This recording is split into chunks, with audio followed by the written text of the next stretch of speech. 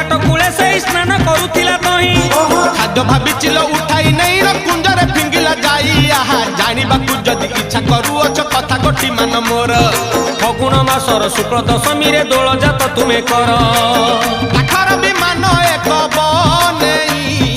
तही रे बसी गुल हे कनेई तही रे बसी गुल हे कनेई तही रे बसी गुल हे कनेई तही रे बसी गुल हे